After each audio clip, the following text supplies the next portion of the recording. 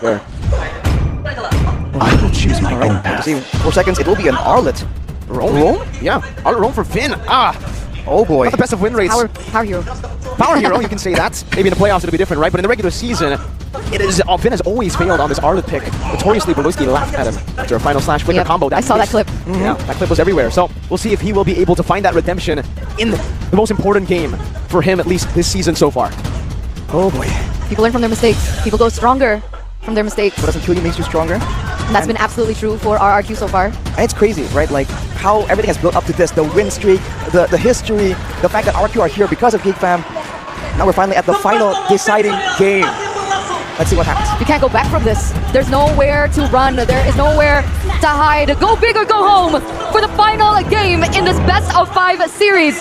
Will we be saying goodbye to Geek? Or will the Kingslayers prevail under the pressure, under the boot of the Monarchs? Rrq Hoshi. We'll have to see. Looking at the composition so far, when it comes to, it really feels like Rrq are kind of liking the fact that they can really secure those neutral objectives. With a Yuzong, with an Akai, they are overloaded with card control tools. In order to contest for that, you have to wonder, for Geek, are they going to try and match it? Are they going to try and go for trades? So we've seen them go with both situationally. Look at the aggression here. Rrq taking control of these bushes. Everyone's pressuring. And usually you see Geek Fam is a bit more proactive. Boy, getting zoned completely away from his own minion wave here in the mid lane, and I don't think he will be able to walk up here. He's just soaking in the XP. Vin, I was thinking about it definitely there. Jadera, Warrior Boots. Again, firmness, tenacity. He wants to make sure he can somewhat survive at least. Ray, though, with the Inspire and the Concussive Blast, it's a utility, fast clear approach. And Ray, very careful about getting hit with that stun, but I guess that's, you know, how much he fears the potential for Geek to just go in aggressively when you least expect it. I mean, that's what you can expect in the mid lane, right? Again, Rule in the early game has so much damage. Meanwhile, but that is spin into the Furious Dive into all the vengeances you get from those resets. Straight for the turtle, it spawns in 4 seconds. Rrq strike first in game 5. First blood, but only onto Vin up until this point, right? Hasn't reached level 4 just yet, and you can already see Vin going for the neutral objective. No contest whatsoever for Geek as they look for a mirror play in the top side. Can they get it? Diversion, no. All the way up top. Vin cannot chase them. They're here just to relieve some pressure away from Skylar in this lane. A 2v1. Vin, final slash from Beloyski back, forcing him to flicker. This is a dangerous call from Beloyski. He went with the flicker, knowing that there's a lot of aggression, gap closing tools from Rrq. But that means he doesn't really have a Purify, so if Dawn feels that Chidera is too slippery or a boy is too difficult, too covered, he can still go for Beloyski. And this also forces a boy and Beloyski to kind of split apart unless they want to be comboed and locked up together with a Petrify Furious Dive combo. So that Yuzong pick is just looking more and more valuable as the game goes on. The audience prediction, it's been up and down, honestly. Earlier on, it was like a 50%, 59% for Rrq, but we're back to 70%. I think after 2 convincing wins by Rrq, the Kingdom have rallied even stronger than before. But again, up until this point, back into the game, 3 minutes has elapsed. We're looking at 40 seconds to the net neutral objective. Irad level 6, Ray as well. What are we expecting here? Do Geek need to look for an opportunity, or do they just try and weather the storm that is Rrq? I think they definitely want to weather the storm just a bit more. Everything, even the roamer, is just so aggressive from Rrq. And Skylar here, knowing he has the backup, goes to an aggressive, chunks the numbers of Geek low. And hey, this is a similar situation. We've seen Rrq getting punished for this, but look at the boy! Forcing another flicker, Vin. The flicker hunters so far this game. Beloy and a boy. Both having to burn bears. Right as the turtle spawns up top this time for Rrq. Irad wants to go for the steal, probably forcing out Ray with Retribution. He does get that. Quick caught in dispersion and the rotation once again in the mid lane, forced back. But this is the regular season Geek Fam that we know with the Florian. Oh, a dive from Dawn. Eternal Guard, no connects on the Dawn, and Luke is there to follow it up with the Donor Wolf King. And another final slash from Vin, the capitalization of the burnt flicker earlier. But now Luke tries to go for a trade, plays right there with his version, and pops into that version as well. A pull back with I'm offended. Vin still able to survive for a bit right now as he gets chased down. Still the vengeance resets though, and in the end, he will fall. He will crumble to the Appraiser's Rapid. Heavy spin up top. Will be that Chidera will be pinned down, even with the Purify, right into the Petrify, and the Furious Dive of Dawn. Skylar munching on that turret. This is so much value for Rrq. Everything is going right for them. Beloyski might be the next one to fall, but he's still able to get out. Regardless whether or not he fell, Rrq pushed this 1.2k. They got the turtle. They were able to get kills on the board. Vin was able to get a solo onto a boy, was able to buy so much time for them to eventually take down and punish Chidera. Things are not looking great for Geek if they want to stay and if they want to fly out to Riyadh. Everyone from Rrq just stepping up right here. We saw Dawn make crazy plays in the previous game, and even in this game, just surprising both Geek and us on the desk. But Vin on the Arlet, despite the meme and the beliefs of the people that he hasn't really been able to play this, he seems to be really comfortable just waiting for all these opportunities, capitalizing, forcing Geek Fam to really use all of their battle spells defensively instead of aggressively.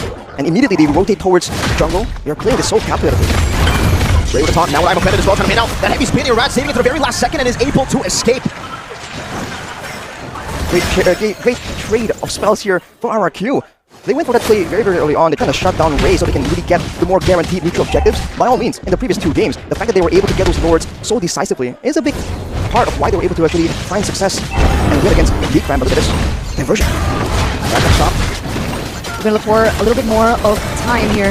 Despite Geek going for it, Rrq want to clap back. Oh, right with the final slash, Rrq comes in, petrify onto Ray, with now the bloom coming back, and Fraser's grab not gonna be enough to help him survive. He wasn't even able to let it get out. He got bursted down by Clay and Luke. Now into it all caught, Heavy spin isolates him, Luke trying to run away. Guess I don't know, looking into the hurdle guard, and Upstairs was on the chase, but not for long. They cannot lock any of the Rrq members down. That's a lot of damage coming in from a boy there. Rrq, they're doing great so far. You need to remember, there's a lot of combos available for Geek Fam. A big, I'm offended, to a stun from Beloyski to the Eternal Guard. Heavy spell doom for them if they are not careful about this. They have to be aware and know that that is the kind of moments that Geek Fam are just waiting to try and get an advantage from them too. But Skylar's doing so well so far, right? 1-0-1. It feels like he's snowballing up to this point. I'm wondering what his items are. Luke in a 2v1 situation, not gonna be able to defend it. That's a flicker. Gonna pull, I'm offended, trying to escape right now, but Skylar, I can pounce at the bloom. Global healing is present. They will bait out that flicker away. The Rrq just brute forcing the turret take though, right in front of Luke's eyes. So they're trying to oh! 3-man final slash, but Finn finds himself in enemy lines. Done! And the Petrify instant collapse! Skylar finds a double! And Rrq, the Kingdom erupt once again. It's a 4-1 trade. That was a 4-1 trade. After everyone laughing at Vince Arlett, he goes in with that play and he makes it work. The follow-up as well was so impeccable by Dong Liuzong. Never mind the trade. They get so much space. They get the turret in the mid side and they have so much more control over Geek now.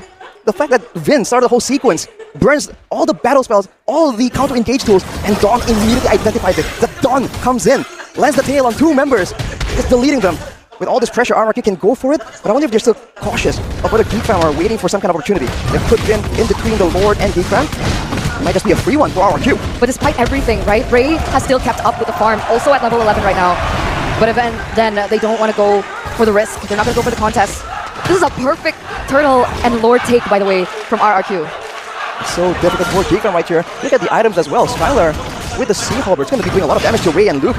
These beefier heroes that should be the front line. So it's not just Clay right now that's doing damage. Skylar is itemizing to be able to help out with that. Oh, look at Vin. Then with Vengeance, just trying to walk, trying to be a nuisance here. Look at Rrq though. Look at the way that they are using the waves, trying to build up as many waves as possible with that Lord in the bottom lane. Unfortunately for them, all those minions on the bottom side, cleared by the Lord, they won't be getting cleared for it. They will get this mid lane turret. That is plenty, especially against a team like Geek Fam that usually is able to really stave off all this aggression. And they're still going on the top side. They're leaving the Lord for way later. So what's the plan now? The Lord is marching still. They still have two waves. It doesn't collapse at the right time, but it still is a push from two ends. There's still a tower in the bottom side, however. What is Geek waiting for? Is that a diversion? Oh no! Oh! Diversion's a heavy spin, and Rad finds the pin on the loop, but they're on another man's base. A boy finds a kill. That's Finn as well. That's two. A greedy play from Rrq into the base of Geek Fam, and it did not pay off. Luckily for them, no shutdown, so they don't lose too much. Wow, that came out of nowhere. I mean, we were thinking about it being a possibility, but it was just a bit too fast. And really, with the Lord coming in, they could have at least timed it, right? So that Geek Fam would have to lose a lot of HP in that base tower on the bottom side. But as you mentioned, Rrq, no shutdowns, still 4k gold ahead. And for the most part, Geek Fam haven't really been able to find a winning solution, right? Front to backs has been going for Rrq. Neutral objective timing has been for Rrq. Even pickoffs, Rrq has had the better chance because they have a heavy spin that can be used defensively, aggressively, in a team fight, or even for pickoffs. And they are just using that as a flexible tool, like a Swiss Army knife. They also have Clay with the diversions to facilitate those kinds of interactions from happening. So Geek have been falling behind on literally every single aspect. We see a diversion play here. They don't necessarily find anyone just yet. They will be accompanying Skylar, maybe utilizing him as bait, but Geek, they don't take the bait. You're playing it super safe. And let's remember, the last season, Geek Fam were notorious for just staying in the base, weather the storm again and again, and then wait for the eventual comeback. That's really what they're planning on doing right here. Rrq going on the Lord, though, you can see some maneuvers coming in from Geek Fam, trying to find some control. Again, right, despite Rrq holding control, like you mentioned, Arashi, Ray is also level 13, so he's been able to catch up to Irad. So if they want to go for a 50-50, is it possible? Is Chidera ready for this team fight? Is a boy ready for this team fight, right? Because it really does depend on both of these players. Ooh. Pushing Dawn to the bottom side. Yep, pushing Dawn to the bottom lane. Now Finn, go for engage. Heavy spin to the back of the Black Dragon form used up as well. Irad secures the Lord for free. Geek Fam on the march, trying to look for a pickoff, something back, any sort of trade, but Rrq deny it. It's insane how they played that, right? Because the best case scenario is Geek are able to kind of fend off the initial attack coming in from Rrq, let them waste all their resources, but in that amount of time, it's enough for them to go burst in the Lord. So there was absolutely no opportunity for them to go for it. I think Rrq mainly, they weren't really planning they didn't think that the Yuzong would have won them the fight immediately from there, but the fact that you're trying to set up for a Lord fight, and out of nowhere, on a 90-degree flank angle, a Black Dragon form just shows up, I think that definitely shook Geek from a bit, and that is what Rrq used to just immediately just burst down that Lord. Now with the Lord coming in, they're still not going for a 3-wave push, but they're making a play for the base starts. 3-wave spin with a flicker forward, final slash, but it gets baited into the base turret. Now as Ray is able to lock him down under the base turret. Grim with immortality, melted down by Chidera, but the enhanced Lord has done work. Up top, the base turret taken, and Rrq instantly disengaged. Geek fam though, they want to continue. Luke marches on forward, but notices that Rrq have dispersed a bit too fast. So let's go back and circle to that question, right? We're already at 14 minutes.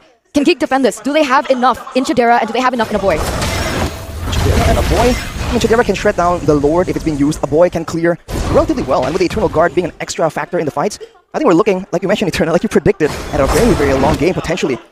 Skylar is a 2,600 gold ahead, already at full items, but Chidera only 1 item behind right here. I think that healing becomes a big problem here for Rrq. Florin, the longer the game goes, will be able to have technically more healing and a lot lower cooldowns as well. So I think for Rrq, they have to really try and strategize and find a way to get a surprise play in the base. As I really talked about how Geek is just so good at just defending again and again. So late game? Late game will favor... I would put my money on Geek when it comes to the late game. When it comes purely to like a 5v5 collision. Which is why I feel like Rrq will have to find ways to get a big Black Dragon form or a big heavy spin or a big diversion play before they can really claim that victory that they so desperately want. They probably take some more free enhanced Lords, but I think that ultimately will be only for them to pick up 1-2 base turrets, right? But the ultimate end angle for Rrq is either a team fight or an evolved Lord. That's when Geek fam are forced to answer. That's a diversion. Yuzong is at the bottom of the map, ladies and gentlemen. Keep an eye out for him. Chidera is positioned in perfect way. Finn gets locked down by the Lord and knocked him up. Now Rain, invincible, all it's going to be done, rises to the back, but Eternal Guard catches him. Mortality used. Chidera ultimate nature, but look at the choke point now with Luke able to find the Donra Wolf King around the heavy spin, is trying his best to get rid of the Geek fam members. Rrq dispersed. Luke tries to angle but now Skylar goes in for a left play, fighting Beloy Schema will lose his life with Geek fam chasing. It seems Skylar is still able to survive. He runs away with the GDS movement speed, but the enhanced Lord will spawn up top. Geek fam know it. They want to take the big plays. This might be the end. In the mid lane, watching down. I'm offended on the Skylar. Oh no! They're chasing Skylar, but he has the GDS once again. Now the enhanced minion waves come down. And so does Vin. Dawn, 4 seconds. Irad, 11. An Eternal Guard. There's a spot of the diversion. Ray walks up Skylar. He's running for the hills for a boy, but he might be caught now. A boy running too far from his team. That Skylar picks up an unstoppable, a bait, and an elimination for Skylar. That was a mid laner traded for a mid laner ultimately, but look at Rrq marching down in the mid lane. Skylar is still available. Vin and Dawn are on the way as well. These base turrets are going to be falling with everything on the line. They find Luke with the final slash, and I'm offended not connecting. Rrq slowly but surely marching down the Kingslayer's base. That's a 3-man stun from Beloy. Luke with the Don't Run Wolf King with the Black Dragon form gets used up, and Ray's gonna be isolated with a high spin. Finn also isolated in the back. Ray's still able to survive right now as he gets so much sustain. Meanwhile, Finn, he cannot say the same thing. He shall crumble under the 3 members of Geek fam. 2 base towers taken by Rrq, but look at the gold difference. Geek fam is closing it. And this is the signature Geek fam, the defense every single time when they know that their backs are clear, are safe from any play. We've seen that when it comes to items, a boy and Chidera now output damage that Rrq cannot ignore. And Skylar, being the early game hero that he is really struggling to keep up with the damage output from Chidera, especially in these short bursts of engagements that are reliant on big ultimates like the Black Dragon form, like the heavy spin.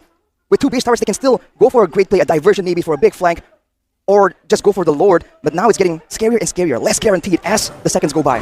But even then, right, 30 seconds next for the next Lord to spawn, but look at the position that it's spawning in, right? It's on the bottom side of the map. Meanwhile, Rrq were able to get that inhibitor in the top side, so that in itself is working in favor of Rrq, with the fact that they still have the Luo Yi to play around with the macro. They have the Yuzong as well, in case they want to go for it. This is going to take extra amount of brainwaves from the Triple B to work out this macro, to work out this Lord dance. For sure. Look at the items as well. Ray going for all ability-based physical damage reduction, and Athena and Oracle. He knows that there's going to be ability-based damage coming in from Skylar, from Frey. He needs to be that extra frontline because Beloyski is not a tankier hero that can initiate or counter-engage. So right now, when it comes to the short trades, the Florin healing now becomes a big problem. Because even if Rrq can check someone down to half HP, unless they can really seal the deal and take him out, put him on death timer cooldown, it won't be enough. But with the waves pushing the top side, Rrq, they're trying to play this as calculatively as they could possibly do. Ladies and gentlemen, this possibly could be the last Lord of this best of 5 series. The way that this goes down is imperative to the success of the entire organization at MPL ID Season 13. And if they still want a chance to make it to MSC, the pressure is there. The chaos is looming. The waves are pushing. And the Lord gets resetted? Rrq, maybe a bit too cautious. Maybe a bit over respectful. 2-man unoffended right into the stun. Chidera trying to go for some damage, and the Black Dragon form gets used up, but that's all just a bait. Geek fam want to utilize these cooldown buffers to get as much value as possible. Ray very low, the Bloom still ready, diversion to the back line as well. There might just be looking for the end right now. He's been getting juiced up as well. The Geek fans are forced back in the mid lane. The boys able to clear it out. The Eternal Guard Skylar not able to dish out enough damage towards the mini waves to clear it out in fast enough. Momentum pendulum all swinging back in favor of Geek fam slowly but surely. Now Luke is chasing Skylar, but he has that GDS movement speed to play with. Both teams once again, they stand by. It didn't work out. That was dangerous, man. A boy, though, able to clear the wave. What has happened? And now it's back to the Lord Dance. But now look at the wave on the top side. It's moving so much further outside of the base for Geek fam. They have a piece of control right here. The damage plays on to Luke by the Lord, though. This is an evolved forward. They'll be taking so much damage from it. Final slash, not connecting. Finn to be stunned up earlier. Eternal Guard knocking a rat up, doing some poke damage. Black Dragon form as well. Bygone. This is a window of opportunity. A 5-man petrify, but he gets the lead in instead. Not a Praisers. Ray finds the rat and he gets the retribution. All objectives have gone to the Kings. All of the red trees have gone to Irad. But the one that mattered might have gone to Ray. Might have gone to the Kingslayers. Irad and Dawn, they fall. And with them, possibly the entire kingdom will go down with them. 3 waves are pushing. Ladies and gentlemen, this Lord is marching down in the mid lane. 20 seconds left on the clock for Irad. 17 seconds left on the clock. Ray still needs to work down to the top side. Oh, but there they go! But then is finding play. Only Skylar, the Crown Prince in his own base, left to defend. They will slay the Prince. They will slay the Kings. 7-0. Proceeding to an 8-0. The Kingslayers continue their reign over the Kings. They were once the saviors.